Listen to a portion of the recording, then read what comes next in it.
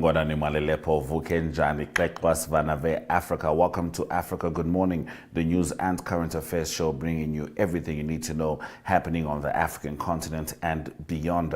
You're joined by Ashwin Bedi for the first show of December. In our stories today, Namibia opposition candidates furious after voting is prolonged for days. Senegal seeks answers 80 years after French massacre of African soldiers, and more than 50 dead and dozens missing after Nigeria boat sinks. Follow all our programs on oneup2.com or DSTV 285 and GoTV 25 in Namibia. This is Africa Good Morning. Top stories shortly. Irongomed is a leading distributor, working in partnership with NewMed and WestMed to meet the comprehensive needs of the Namibian healthcare sector. As a partner pursuing sustainable global healthcare, we offer industry-leading medical solutions through our key focus areas, which include pharmaceuticals, orthopedics, ophthalmology, surgical devices and capital equipment, as well as a well-established scientific laboratory division.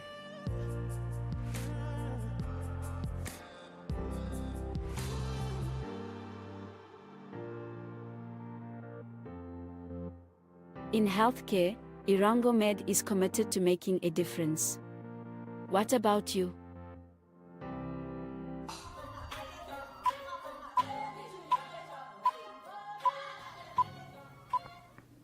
In one of our top stories, one of Namibia's opposition presidential candidates on Saturday said that his party would reject the outcome of a general election marred by delays and logistical and technical failures.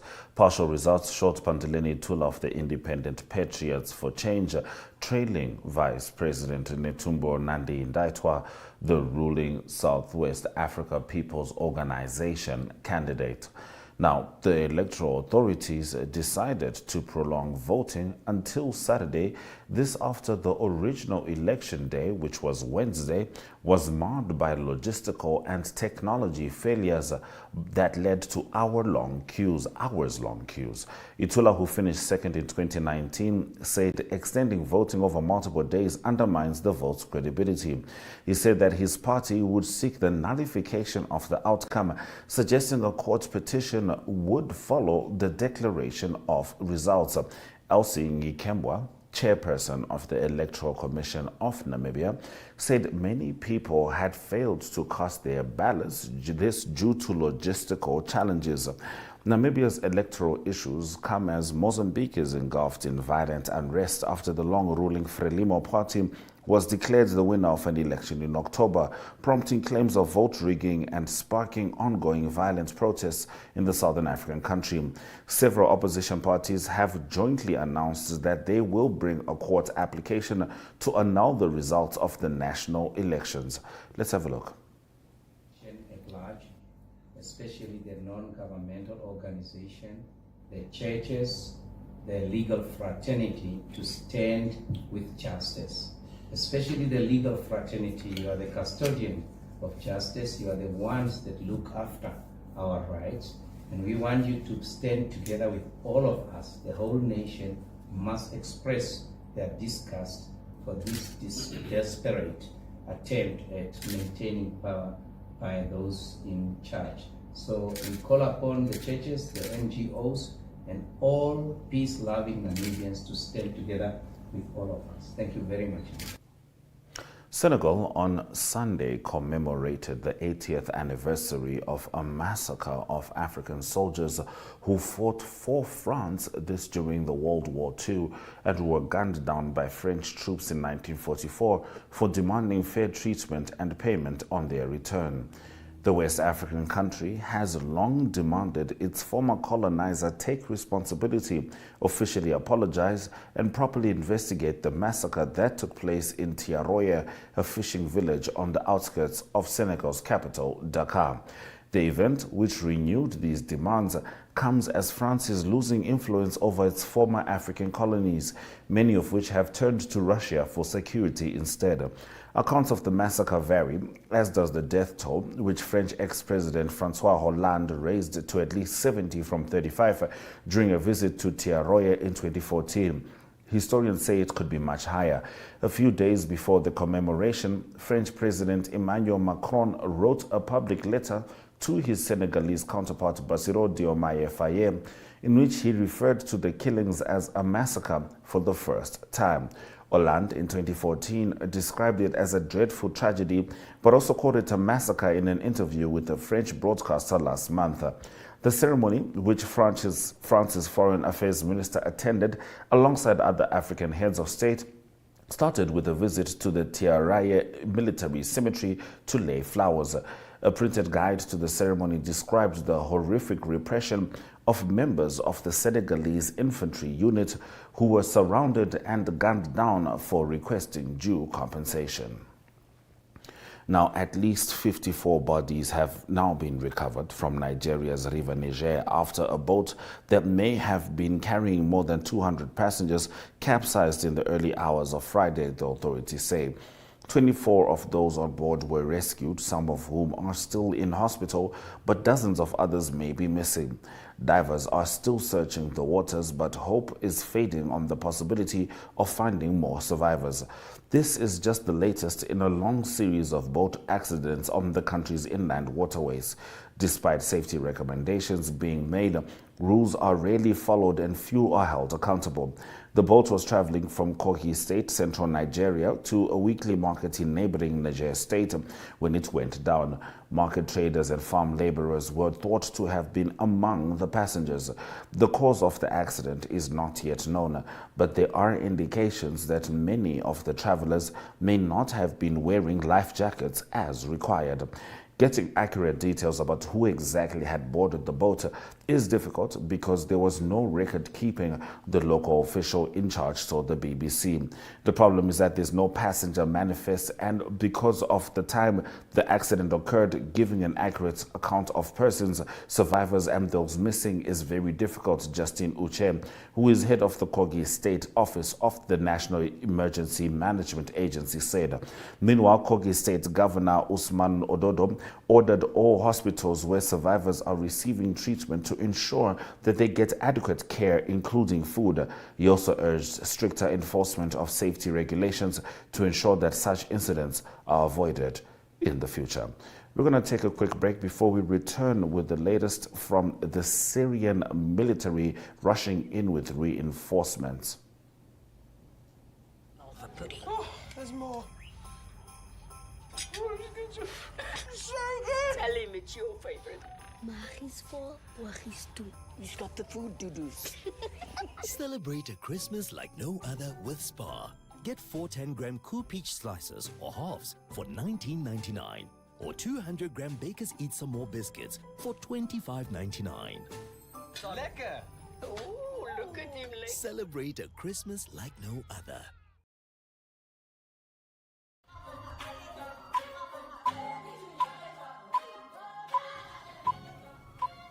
Continuing with our top stories, the Syrian military rushed in reinforcements and struck Idlib city Sunday in an attempt to push back insurgents from advancing further after seizing Aleppo and surrounding strategic locations in an adjacent province in a surprise offensive. The insurgents, led by Hayat Tahrir al-Sham, took over most of Aleppo on Saturday and claimed to have entered the city of Hama. There was no independent confirmation of their claim. The swift and surprise offensive is a huge embarrassment for Syrian President Bashar Assad and raises questions about his troops' preparedness. It also comes at a time when Assad's allies, Iran and the groups it backs and Russia, are preoccupied with other conflicts. Iranian Foreign Minister Abbas Araghchi travels to the Syrian capital Damascus later. Now, he told reporters that Tehran would back the Syrian government and army Arab leaders, including Jordan's King Abdullah II and United Arab Emirates President Sheikh Mohammed bin Zayed Al Nahyan, in calls with Assad, expressed their solidarity with Damascus. Turkey, a main backer of Syrian opposition groups, said its diplomatic efforts had failed to stop Syrian government attacks on opposition-held areas in recent weeks. Turkish security officials said a limited offensive by the rebels was planned to stop government attacks and allow civilians to return. But the offensive expanded as Syrian government forces began to retreat from their positions. The insurgency, led by Salafi jihadi group Hayat Tahrir al-Sham, and which includes Turkey-backed fighters, launched their offensive on Wednesday with a two-pronged attack on Aleppo and Idlib countryside before moving toward Hama province. In Aleppo province, they captured a strategic town that lies on the highway linking Aleppo with Damascus and the coast. U.S. President Joe Biden is excited to make his first trip to the African continent next week and will first stop briefly in the small island nation of Cape Verde before making landfall in the southwest African nation of Angola, a top White House official told VOA on Friday. He is excited and looking forward to the trip, Francis Brown, Senior Director for African Affairs at the National Security Council, told VOA at the White House. I think the president sees this as a way to sum up all that he's tried to put forward during his administration on the African strategy. While there, she said he will work on three main objectives on bolstering regional security, notably in the neighboring Democratic Republic of Congo, on growing economic opportunities in the region, and on improving technological and scientific cooperation. He sees Angola as the perfect place for this, she said. Some analysts say the fulfillment of Biden's vow to visit Africa made in 2022 is well overdue. Biden originally planned to visit Angola in October. He postponed that trip because Hurricane Milton was bearing down on the eastern United States. The main attraction of the short visit is a major U.S.-financed development project, the 1,300-kilometer Lobito Rail Corridor, which connects the mineral-rich African interior to the southwestern port. The U.S. says it has pulled together more than $4 billion in U.S. investment on just that project. You are still with Africa Good Morning. After the break, we're going to have a look at the weather predictions. As the holiday season draws near, ShopRite and Synergy Chatbot are delivering the Christmas spirit. Welcome at Santa's wish list. Follow the instructions to submit your drawing and letter to Santa. Step 1. Start by drawing a picture for Santa. And when you're done, just jot down a few details about yourself right next to it. Step 2. Scan the QR code and it will open up WhatsApp with a little message that says #ShopRiteSanta. Just send that message to Santa. Or if you like, you can also type #ShopRiteSanta into WhatsApp and send it to the number as indicated. Step 3. Follow the simple steps in the chatbot and submit your name and age. And most excitingly, the present you've picked from the list. Don't forget to include your physical address so Santa can find his way to you. Step 4. Once you've completed the previous steps, snap a photo of your drawing and your letter to Santa to submit your entry. Now, remember, I'm looking forward to all the wonderful drawings and letters you'll be sending my way. See you soon, and keep spreading that holiday cheer. Ho, ho, ho!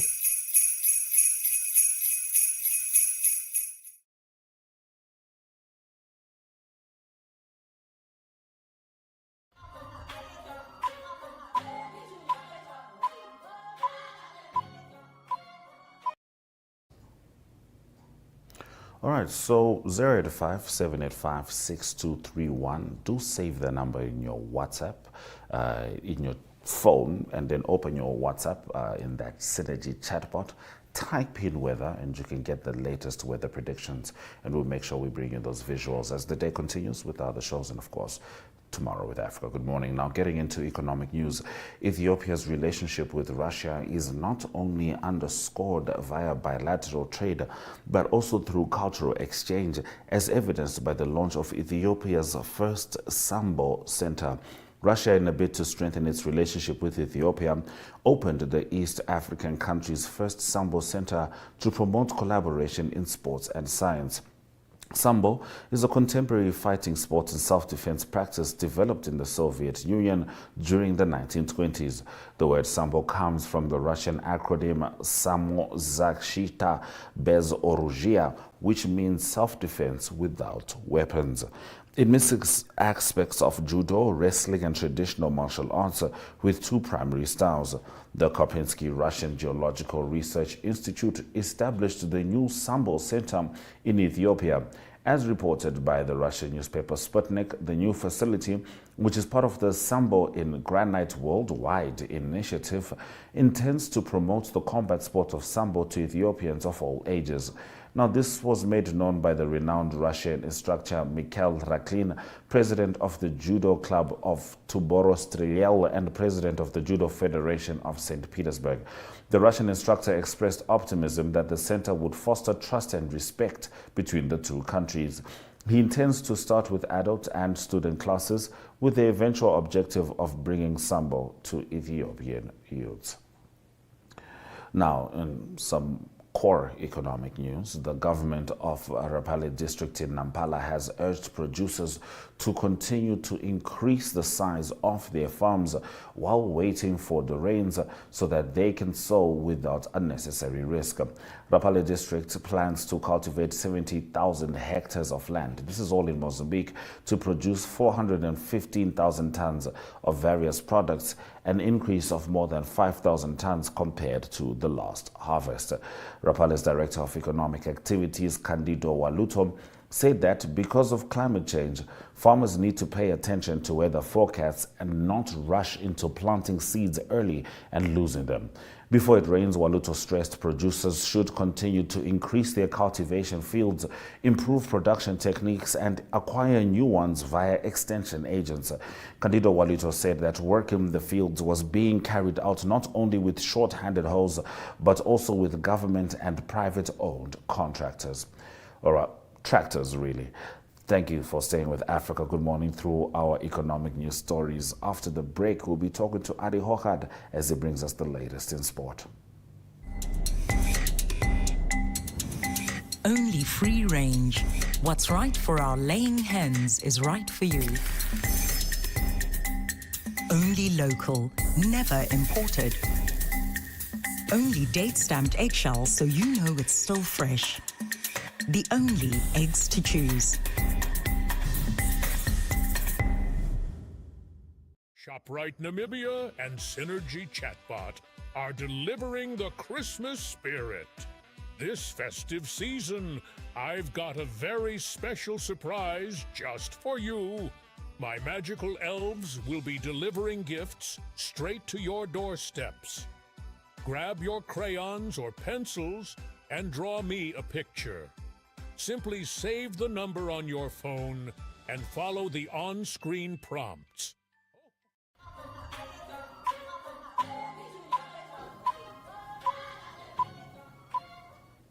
All right, it's time to talk to Adi Hochad as he brings us the latest from the sporting world. Now, I know Adi is a Liverpool fan, so he is smiling bright with that 9-point lead over number 2, Arsenal and Chelsea, and 11 points ahead of Manchester City, the current reigning champions, who Liverpool successfully humbled at Anfield yesterday. Adi, take it away. Yes, a very, very good morning, Ashwin. Yes, it's a very exciting English Premier League. And it is the defending champions, Manchester City, continuing to struggle. That's maybe more in the news. They lost again, and it was they went back to number 5 on the list now, the points list. They've got 23 league points. Leading at the moment is Liverpool after that big one at Anfield. That was on Sunday, the late game. That was beating Manchester City 2-0. And it was a very exciting game as expected, but Liverpool now leads over Arsenal. That's got 25 points, and Chelsea also 25 points. Both those teams, Arsenal and Chelsea, impressive wins, especially Arsenal, away win against West Ham of 5-2. So that was quite an impressive win. They're in good form and scoring lots of goals as the previous season. And then Chelsea, they beat Aston Villa. That was at home by 3-0. So it seems like those three teams got lots of momentum going into the Christmas time. And Manchester City 23 points. Then lower down, Tottenham Hotspur losing points at home. 1-all day was their score there, and that was not good. They won against Manchester City 4-0 quite recently. So, but up and down. Manchester United back to winning form as well. Seems like Ruben Amorim, the new coach, making a big difference there already. They beat Everton at home by 4-0. Big win for them. Apologies, and a big game coming up on Wednesday, especially for Ashwin as well. It is Arsenal at home to Manchester United. That's going to be a massive game this coming Wednesday. On to Formula One racing. It was the second last race in Qatar. Very excited because there was two safety cars that got all the field bunched again. But that's the car of Lewis Hamilton. That is the Red Bull Honda. Lewis Hamilton, the Max Verstappen rather. Max Verstappen in his Red Bull Honda, he won the Qatar Grand Prix. Very exciting. There's the leading cars, the McLarens. It was in the news also. Lando Norris got a 10-second penalty. It's challenged by McLaren now. So we'll see if that stands. But as it happened in Qatar, it's Lewis Hamilton, it's Max Verstappen winning. Second was Charles Leclerc in his Ferrari, and then Oscar Piastri was third. So exciting last one to come, especially in the Constructors' Championship between McLaren and Ferrari fighting that out. On to rugby news, lots of rugby that was played. It was in the United Rugby Championship. It is still Leinster of Ireland that leads. They beat Ulster by 27-20. They lead the log. They got 34 log points. And that is Connacht playing against the Bulls there in action. It was the Bulls again with an impressive away win for them in the cold in Ireland, 28 points to 14. They won, important bonus point as well for them. They're in third position on the log, played one game less than Leinster and Glasgow Warriors that's leading. Local team, South African or Southern African interest, Munster beat the Lions. That was at home for Munster, 17 points to 10. And then a big derby in Durban ended very exciting in the last minutes. A try scored and then not allowed by the Stormers. It was the Sharks in the end winning 21 points to 15. So a big win for them there. They're in sixth position now, 13th position for the Stormers, battling this year to make the playoffs. And then just to close off quickly as well, cricket news. Lots of cricket, Test cricket being played all over the world. England beat New Zealand in Christchurch. A good away win for them. They beat them by 8 wickets, the first test played there. England women's team, they beat the South African team by the series of the T20 games by 3-0. The third one they won, concluded by 9 wickets. They play 3 50-over games now. And then the South African test team, the men's team, impressive win, beating Sri Lanka, quite a big score, beat them by 233 runs. So that's cricket news, and all those teams will continue with the second test games. So that's the international sports news. I hope it's a great sport day and a sport week. And Ashwin, all the best for Wednesday. That's going to be a bit of a tense one. Arsenal hosting Manchester United. But have a good sport week. Bye-bye. Yes, I mean, I'm sure Manchester United would like to imagine it as tense. We'll see how it all goes. This is 2Africa. Good morning. Highlights after the break. As the holiday season draws near, ShopRite and Synergy Chatbot are delivering the Christmas spirit. Welcome at Santa's Wishlist. Follow the instructions to submit your drawing and letter to Santa. Step 1. Start by drawing a picture for Santa. And when you're done, just jot down a few details about yourself right next to it. Step 2. Scan the QR code and it will open up WhatsApp with a little message that says #ShopRiteSanta. Just send that message to Santa. Or if you like, you can also type #ShopRiteSanta into WhatsApp and send it to the number as indicated. Step 3. Follow the simple steps in the chatbot and submit your name and age. And most excitingly, the present you've picked from the list. Don't forget to include your physical address so Santa can find his way to you. Step 4. Once you've completed the previous steps, snap a photo of your drawing and your letter to Santa to submit your entry. Now, remember, I'm looking forward to all the wonderful drawings and letters you'll be sending my way. See you soon, and keep spreading that holiday cheer. Ho, ho, ho!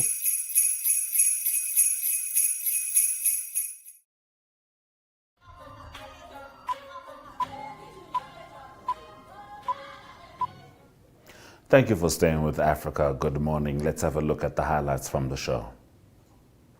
Namibia opposition candidate furious after voting is prolonged for days. Senegal seeks answers 80 years after French massacre of African soldier. And Russia's fighting style lands in Ethiopia with the first ever Sambo Center. DSTV2 at 5, Go TV 25 in Namibia. If you prefer to stream, oneup2.com and Network Media Hub on YouTube. Keep in mind, at midday, we'll be continuing to bring you the latest from the Namibian election, particularly the results, and that's going to be in Election Watch. But for now, Smell the Coffee will be with you shortly. And from me, Ashwin Betty, and the AGM team, Sweda Jokanaka.